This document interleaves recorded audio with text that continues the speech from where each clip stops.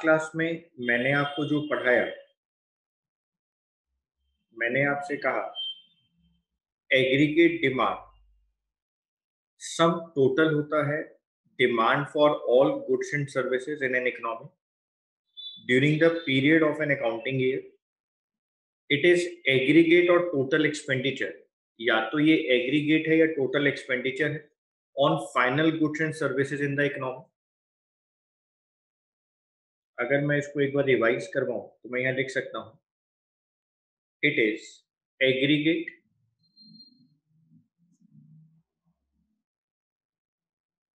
और total expenditure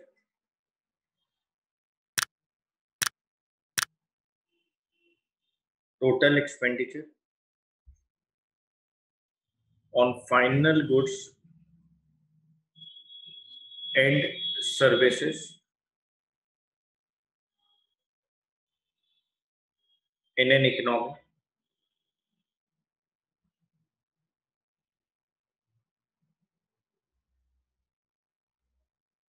It is aggregate or total expenditure on final goods and services in an economy. आपको इस बात को भी समझना पड़ेगा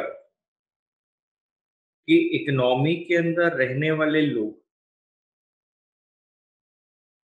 इकोनॉमी के अंदर रहने वाले लोग, पीपल, अगर अपनी स्पेंडिंग्स को इंक्रीज कर देते हैं, अगर वो अपनी स्पेंडिंग्स को इंक्रीज कर देते हैं तो बेटे उसकी वजह से भी एग्रीगेट डिमांड तो इंक्रीज होगी। अगर लोग जितना पहले पैसा खर्च कर रहे थे, अगर उससे ज्यादा पैसा खर्च करने लग जाए, पहले वो जितना स्पेंड कर रहे थे अब वो उससे ज्यादा स्पेंड करने लग जाए, तो आपकी एग्रीगेट डिमांड इंक्रीज हो जाएगी। Yes sir.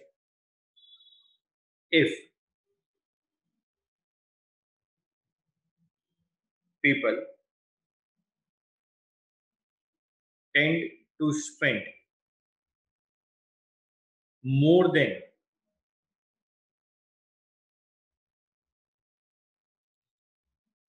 what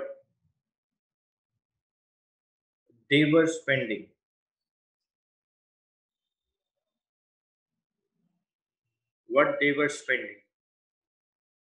on goods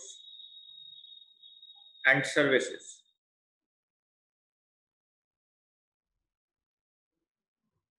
earlier.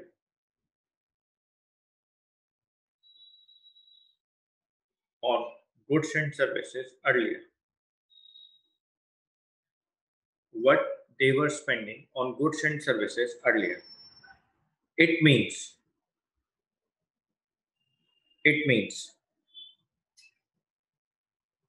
rising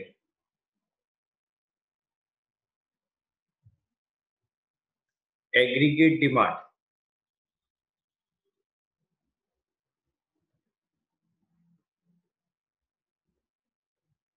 and vice versa.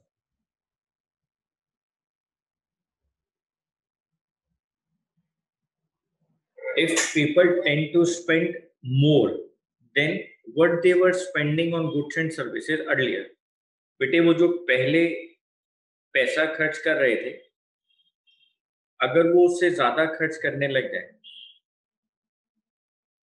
अगर वो उससे ज्यादा खर्च करने लग जाएंगे बेटे, उसका मतलब क्या है? It means rise in aggregate demand and vice versa. अगर कम करेंगे तो कम हो जाएगी, अब ज्यादा कर रहे हैं तो बेटे एग्रीगेट डिमांड ज्यादा हो जाएगी।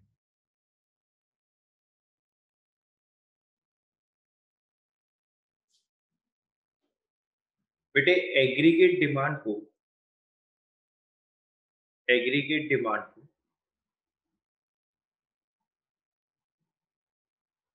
हम दो तरीके से रिलेट कर सकते हैं।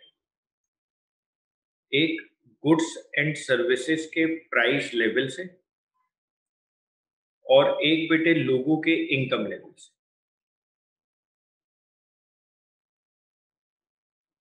हम एग्रीगेट डिमांड को रिलेट कर सकते हैं प्राइस लेवल से और इनकम लेवल से। यानी सर आप यहां लिख रहे हो AD, can be related with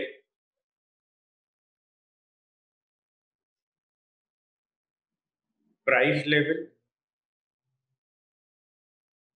and income level. AD को हम लोग रिलेट कर सकते हैं प्राइस लेवल के साथ या बेटे इनकम लेवल के साथ। ठीक है सर।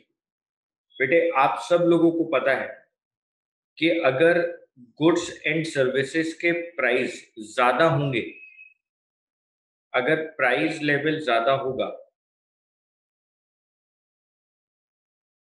तो उसकी डिमांड इकोनॉमी के अंदर कम होगी। मैंने वर्ड इकोनॉमी बोला इसलिए यहां पर मैंने एडी लिखा है, एग्रीगेट डिमांड, कि अगर प्राइस लेवल इंक्रीज होगा बेटे तो एग्रीगेट डिमांड कम होगी बेटे, लोग कम खरीदेंगे। और अगर प्राइस लेवल कम होगा बेटे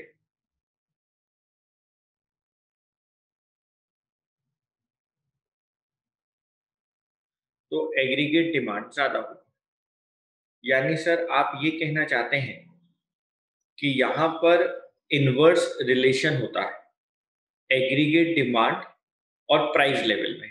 हाँ बेटे, मैं आपको यही कहना चाहता हूं कि यहां पर इनवर्स रिलेशन होता है प्राइस लेवल में और एग्रीगेट डिमांड। तो सर आप हमें इस बात को लिखवा देंगे? बेटे मैं जरूर लिखवाऊंगा और आप सब लोग भी आसान से लिखते जाएं। There is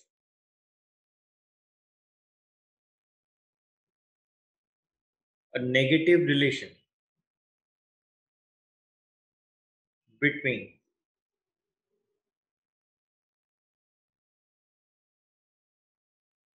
them। सर ये बिटवीन देम मतलब प्राइस लेवल और aggregate demand. That means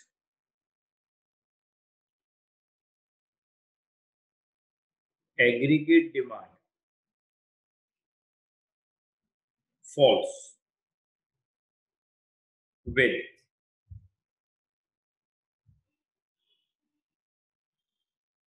increase in the general price level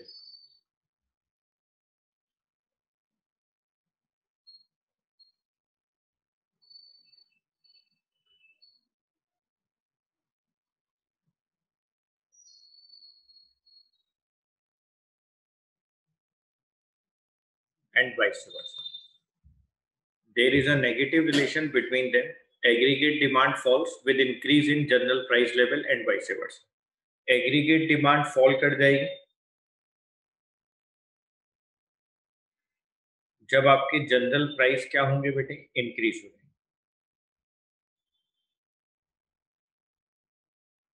general price level increase हो रहा है and vice versa, aggregate demand increase हो जाएंगी अगर प्राइस लेवल डिक्रीज हो जाए। Okay sir.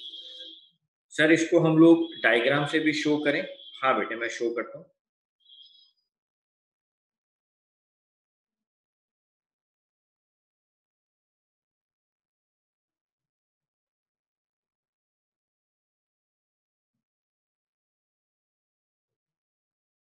Aggregate demand,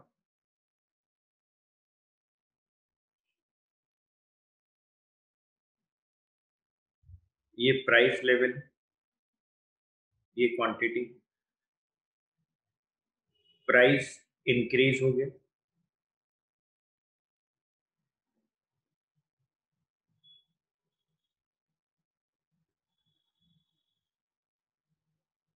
quantity कम हो गई, प्राइस डिक्रीज हो गया,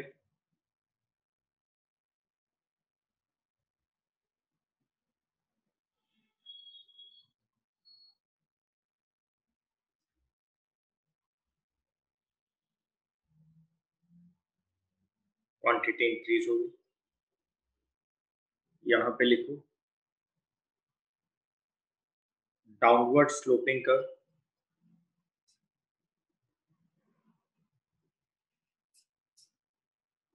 aggregate demand,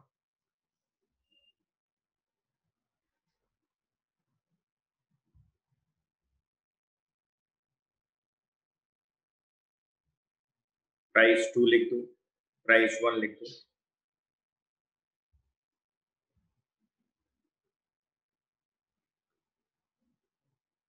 price level, aggregate demand.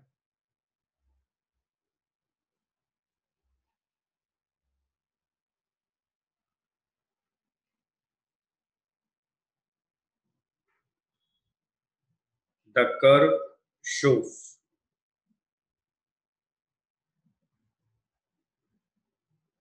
negative relation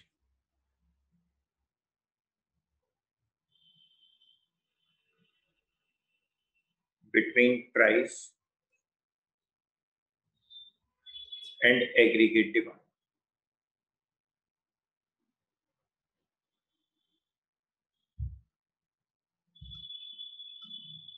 As price rises from OP to OP1, aggregate demand falls from OQ to OQ1, from OQ to OQ1,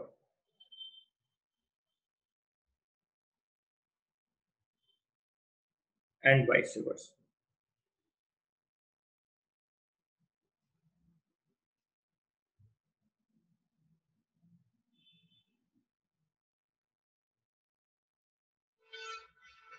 ठीक है, I hope बच्चों को यहाँ कोई डाउट नहीं होगा। इनकम लेवल पर आते हैं।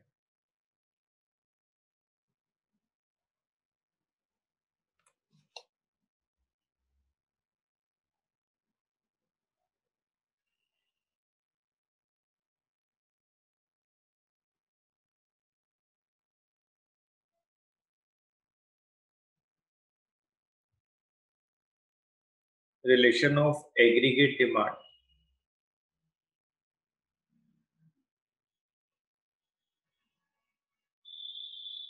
with income level.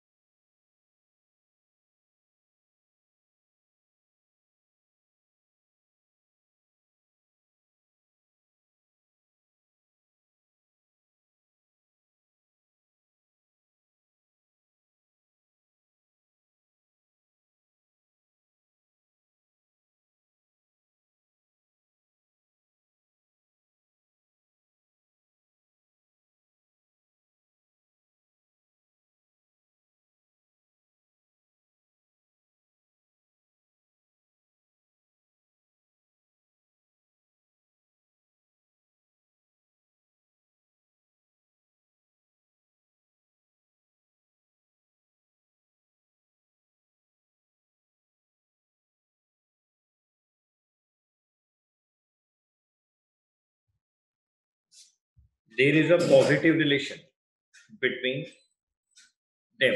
देम मतलब aggregate demand and income level. Aggregate demand increases with rise in income level. The curve has positive slope.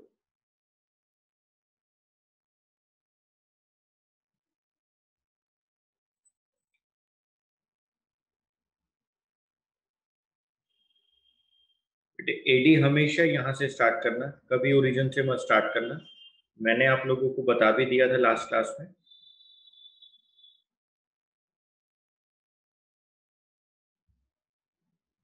AD यहाँ से स्टार्ट हुई है, यहाँ से कभी जीरो से कभी स्टार्ट नहीं होगी. मैंने बताया था, इसका रीजन मैं आपसे डिस्कस करूंगा. जीरो इनकम पर भी हमारी कुछ कंजम्पशन होती है जिसको ऑटोनॉमस कंजम्पशन कहा जाता है. हम उसको अपनी पास्ट सेविंग से या बोरिंग से पूरा कर लेते हैं. वो भी बात में हमें डिटेल में करनी. एग्रीगेट डिमांड हमेशा यहीं से स्टार्ट होगी.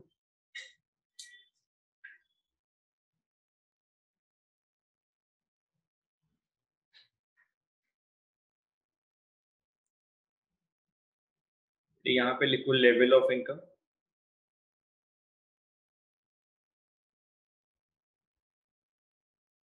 Aggregate demand, income level increase हो गया.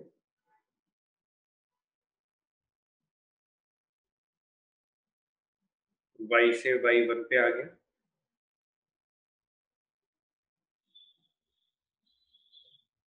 क्वांटिटी क्यू से क्यू वन पे आ गया.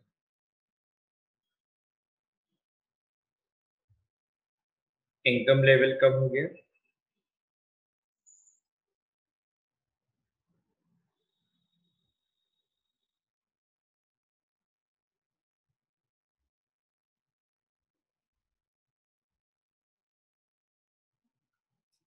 क्वांटिटी क्यू टू पे आ गई.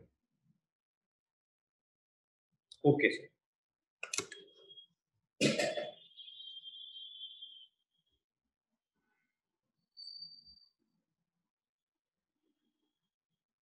The curve shows positive relation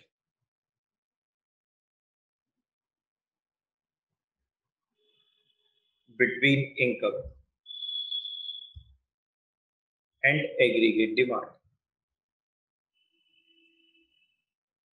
As income rises from OY to OY1, यहाँ पे अगर इनकम राइज करती है,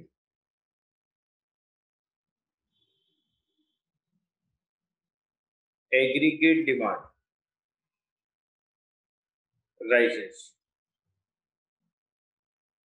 from OQ to OQ1 and vice versa.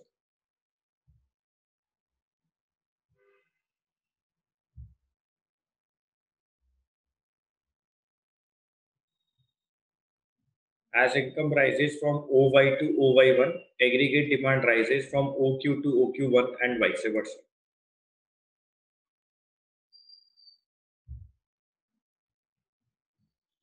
AD rises from OQ to OQ1 and vice versa. मतलब अगर income कम हो गई बेटे, अगर इनकम कम हो गई तो एग्रीगेट डिमांड भी कम.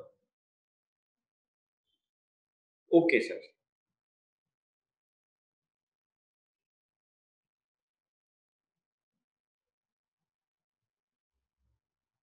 सर अब हम बात करेंगे बच्चों के साथ एग्रीगेट डिमांड के कंपोनेंट्स की. हम बात करेंगे बच्चों के साथ एग्रीगेट डिमांड के कंपोनेंट्स की.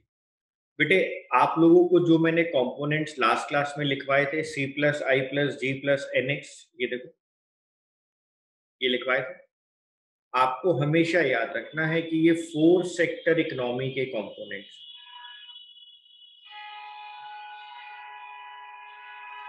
ये 4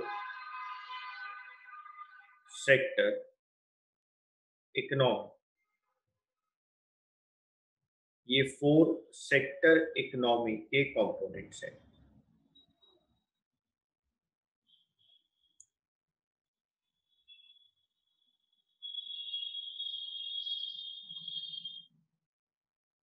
ये 4 सेक्टर इकोनॉमी के कंपोनेंट्स हैं। ओके सर, मैं लेकिन इस चैप्टर के अंदर आगे जाकर इस चैप्टर के अंदर बच्चों हम 2 सेक्टर इकोनॉमी ही पढ़ेंगे, तभी मैंने एडी को C+I कह दिया। लेकिन कंपोनेंट्स में भी आपको चारों पढ़ाऊंगा। बाद में चारों कंपोनेंट्स नहीं पढ़ेंगे, हम लोग 2 कंपोनेंट पर आ जाएंगे एडी के, क्योंकि हमें 2 सेक्टर इकोनॉमी ही पढ़ना है। Okay sir.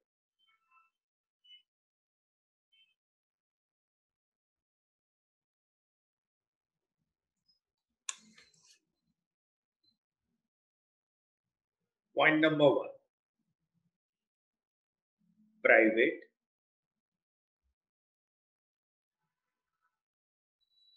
Consumption expenditure.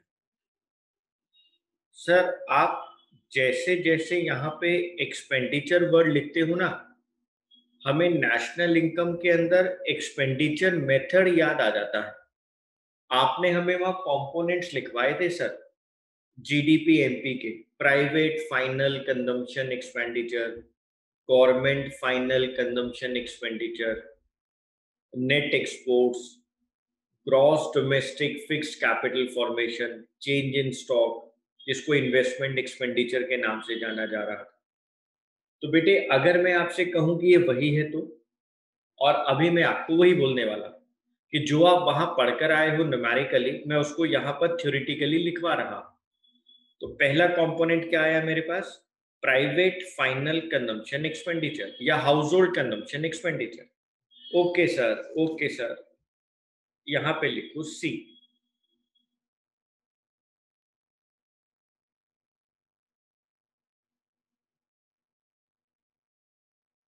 देखो बेटे, जो हाउस होल्ड्स पैसा खर्च करते हैं फाइनली कंजम्पशन एक्सपेंडिचर के ऊपर, उसको प्राइवेट कंजम्पशन एक्सपेंडिचर कहा जाता है।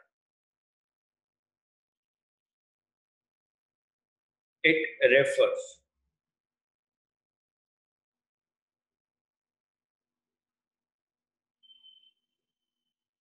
to the total expenditure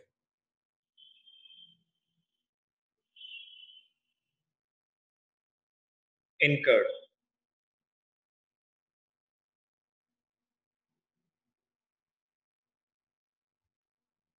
by the households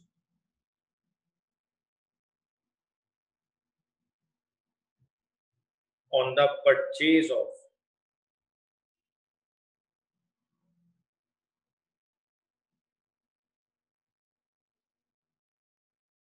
goods and services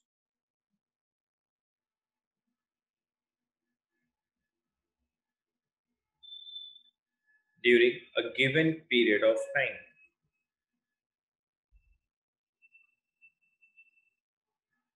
There is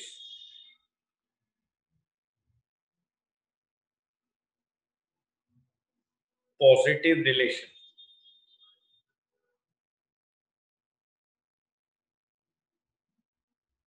between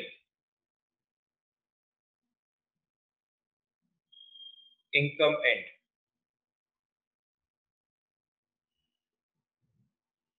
consumption. As income rises,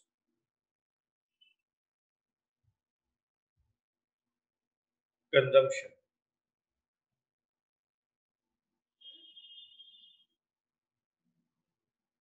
also rises, and vice versa.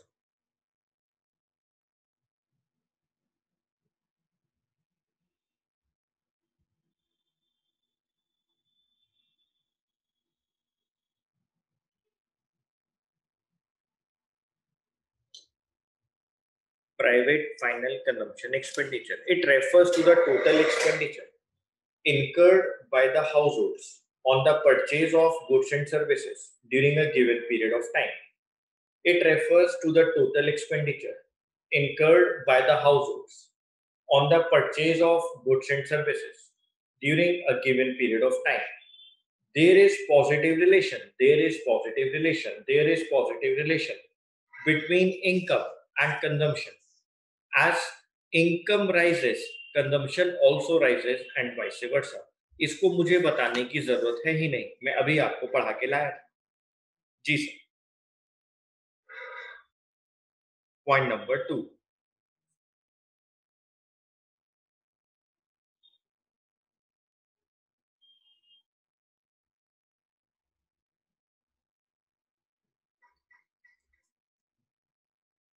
Next is investment expenditure.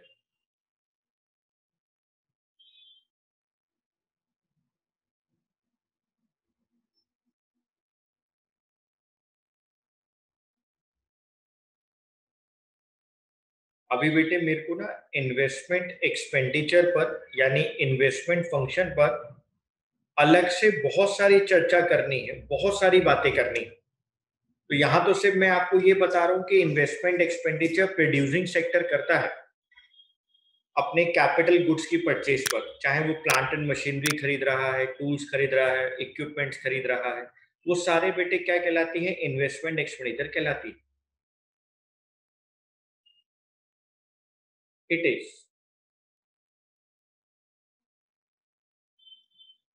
Total expenditure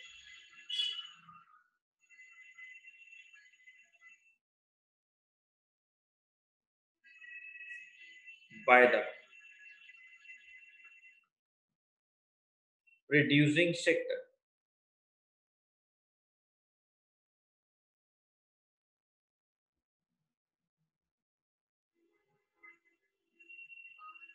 for the investment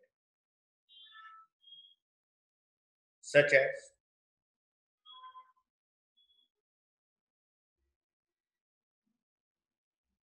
purchase of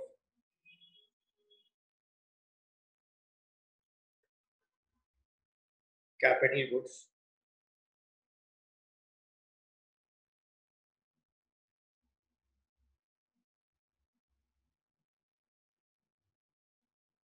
plant and machinery, etc. मैं बहुत important point यहाँ लिख रहा हूँ, थोड़ा सा कोशिश करूंगा आपको समझाने की, वैसे मुझे आगे जाके तो बहुत समझाना है इसके बारे में। It is affected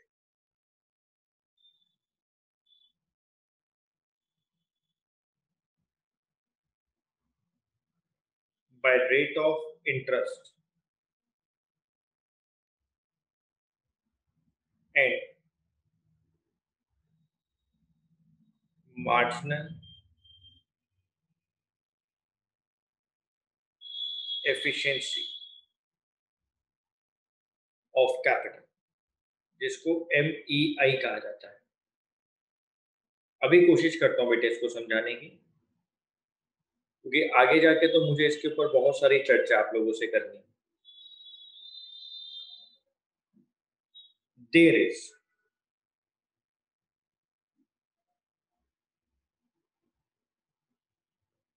negative relationship between rate of interest and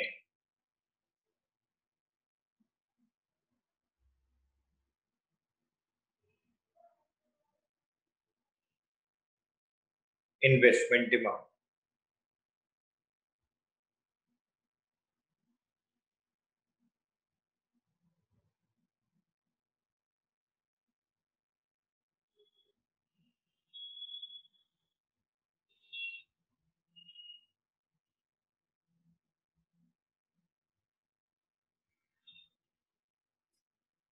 There is negative relationship between rate of interest and investment demand. बेटे ध्यान से सुनना, ये एक बिजनेसमैन रामलाल, रामलाल को अपनी फैक्ट्री के लिए प्लांट एंड मशीनरी चाहिए। रामलाल ने पैसे को बोरो लेने की बात करी, बोरिंग्स की बात करी। बेटे बोरिंग्स करते वक्त रेट ऑफ इंटरेस्ट 8% था। रामलाल ने खुशी खुशी 10 लाख रुपए ले लिए। 8% रेट ऑफ इंटरेस्ट है, मुझे कोई दिक्कत नहीं है, मैं 10 लाख रुपए बोरो करके प्लांट एंड मशीनरी ले लूंगा। उसने इन्वेस्टमेंट कर ली। लेकिन बेटे मान लो कि आगे 2 महीने के बाद रेट ऑफ इंटरेस्ट 12%, 15%, 20% हो गए।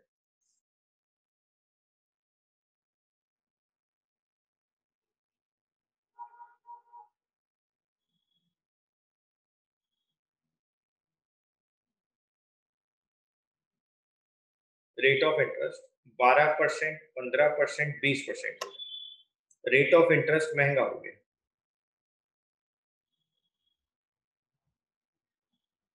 रेट ऑफ इंटरेस्ट के महंगा होने की वजह से बोरिंग्स कम हो जाएंगी बेटे। लोग बोरो नहीं करेंगे, बिजनेसमैन बोरो करेंगे, बोरिंग्स रिड्यूस हो जाएंगे।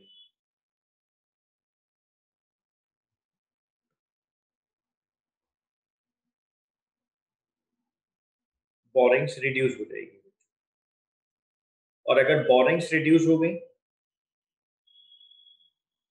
तो आपका इन्वेस्टमेंट लेवल भी कम हो जाएगा। आपका इन्वेस्टमेंट लेवल भी कम हो जाएगा। इसलिए यहां पर लिखा हुआ है negative relationship between rate of interest and investment demand. और अभी इस कॉन्सेप्ट को हमें और भी आगे जाके बहुत पढ़ना है। अभी तक इस लाइन को समझने के लिए आप ये बात लिख लें।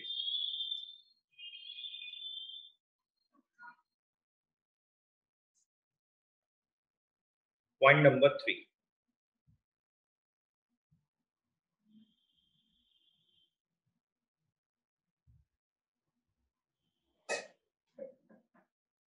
Government expenditure. गवर्नमेंट एक्सपेंडिचर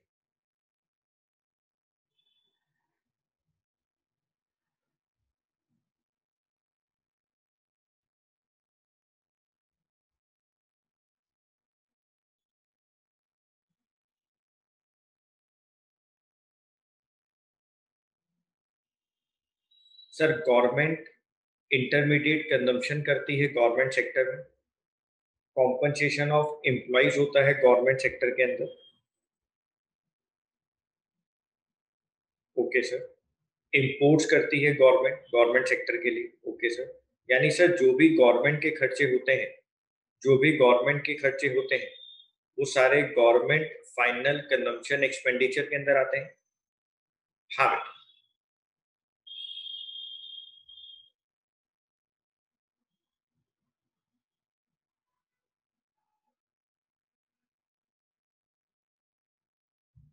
लिखेंगे बच्चों। It is total expenditure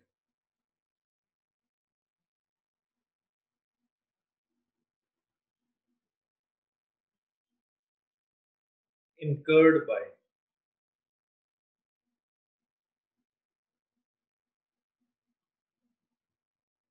government on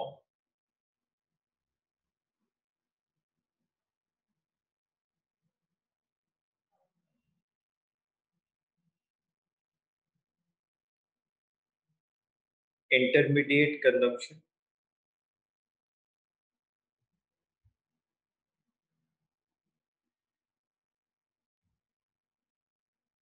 of government sector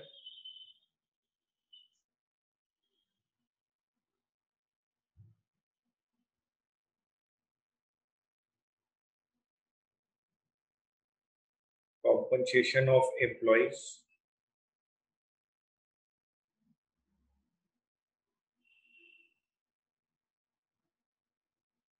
of government sector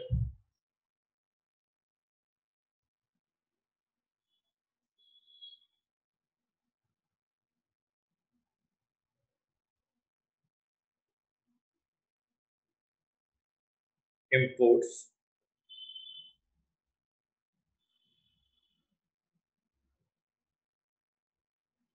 by the government sector.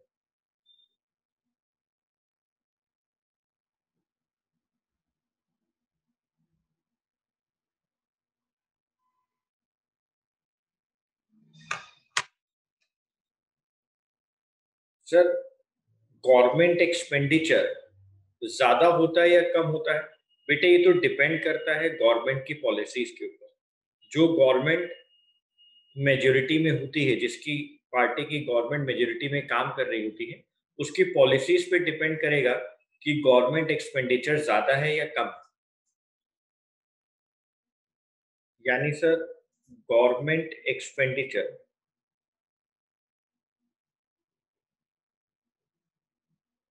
is affected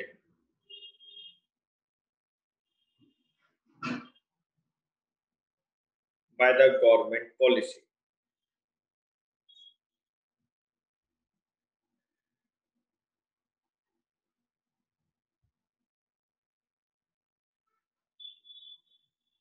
Point number 4.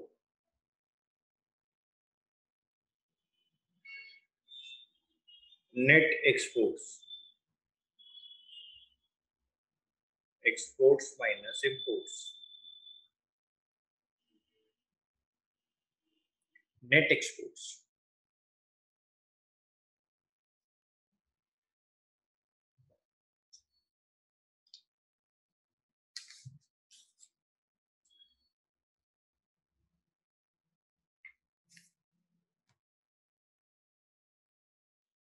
It is.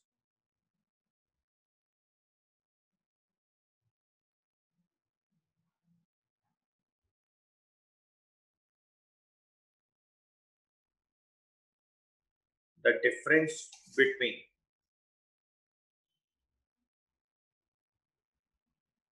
exports and imports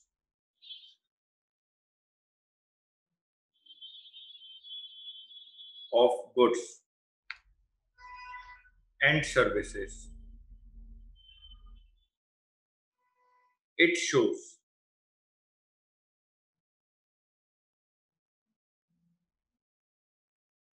the effect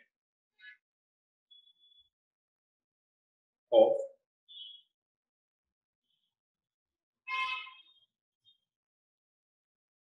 domestic spending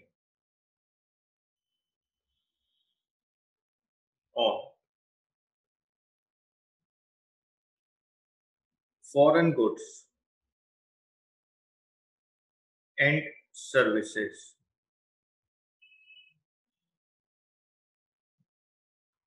And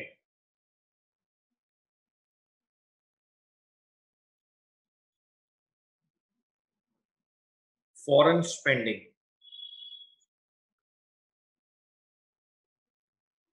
on domestic goods and services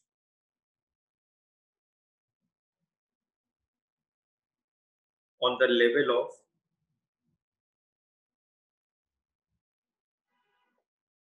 aggregate demand.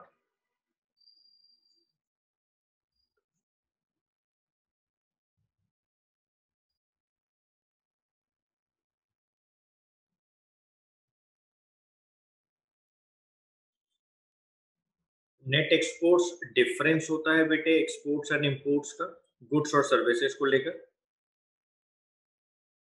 आप लोग कितना पैसा खर्च कर रहे हैं foreign goods को खरीदने में, और बाहर से फॉरेनर्स आपके डोमेस्टिक गुड्स और सर्विसेज को खरीदने में कितना पैसा खर्च कर रहे हैं, उसके डिफरेंस को नेट एक्सपोर्ट्स कहा जाता है।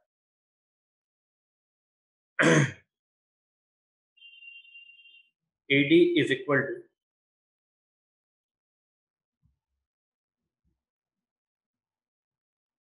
सी plus I plus G plus N x.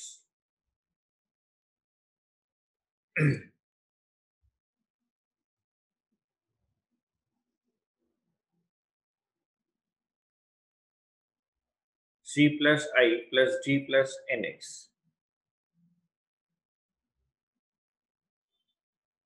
लेकिन हमें अब क्या करना है बेटे, आपको अपने चैप्टर के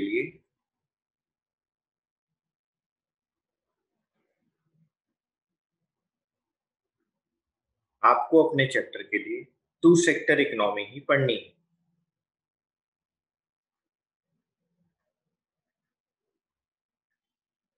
components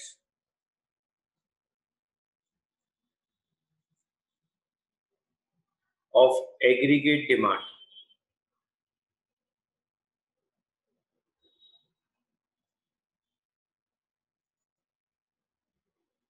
in a two sector economy.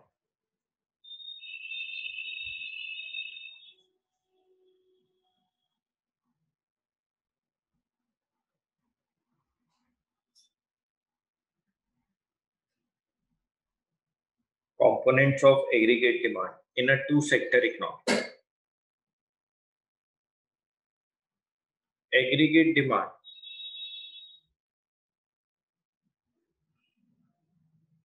has two components.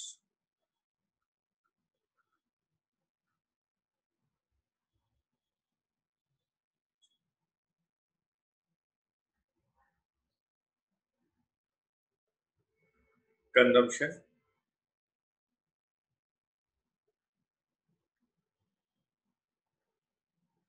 investment.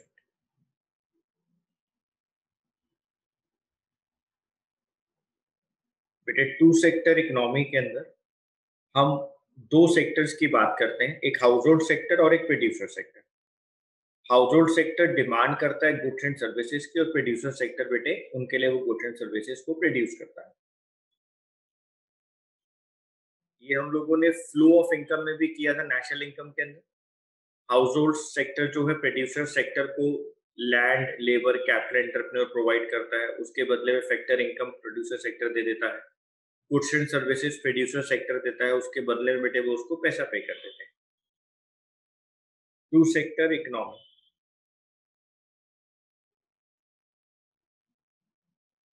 comprises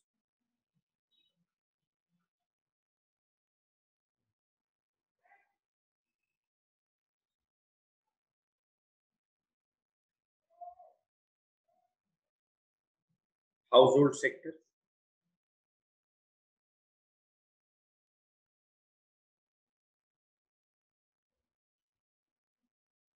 producer sector,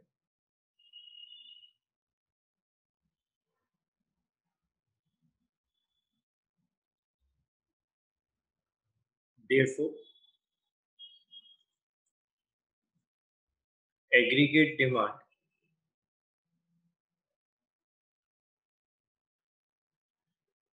or aggregate expenditure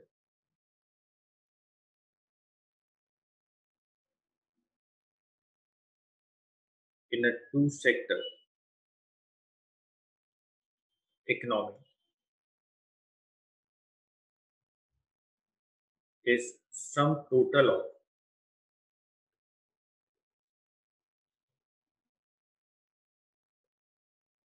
consumption and investment.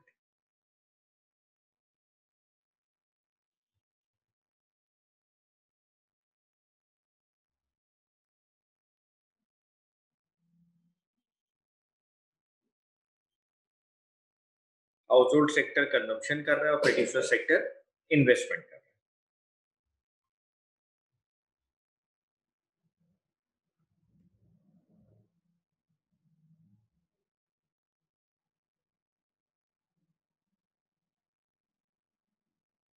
Household sector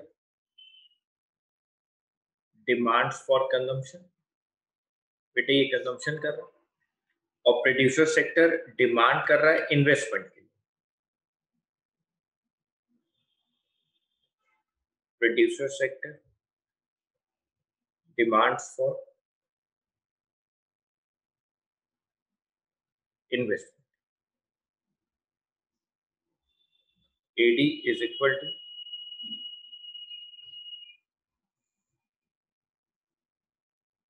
C plus I.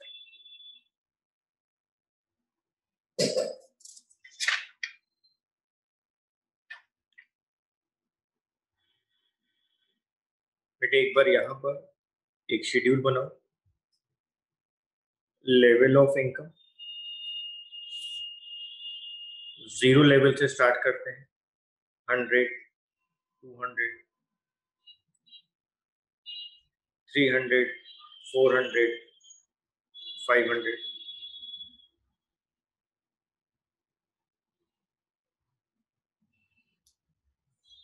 Consumption 50, 100, 150, 200,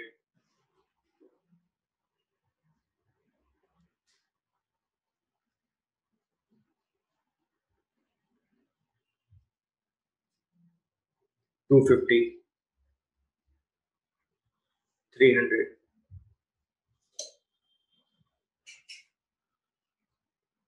next column बनाएंगे बेटे इन्वेस्टमेंट। अभी मैं आगे जाके आपको ये बात भी समझाऊंगा कि बेटे इन्वेस्टमेंट को हमेशा कांस्टेंट लेना है। इन्वेस्टमेंट को हमेशा कांस्टेंट लेना है। क्यों लेना है अभी बात करेंगे बेटे, बहुत चर्चा करनी है इन्वेस्टमेंट फंक्शन। बस अभी आपने याद रखना है कि आपको इन्वेस्टमेंट को कांस्टेंट लेना है।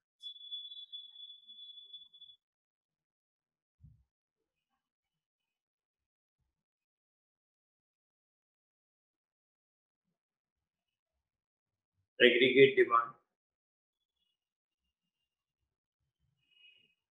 C+I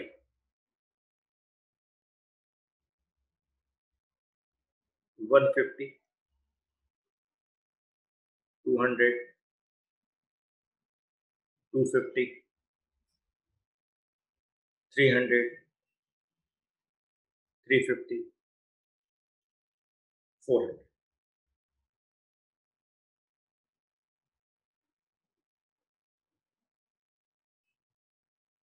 बस बेटे आप अभी यहीं तक एक बार नोट कर लें।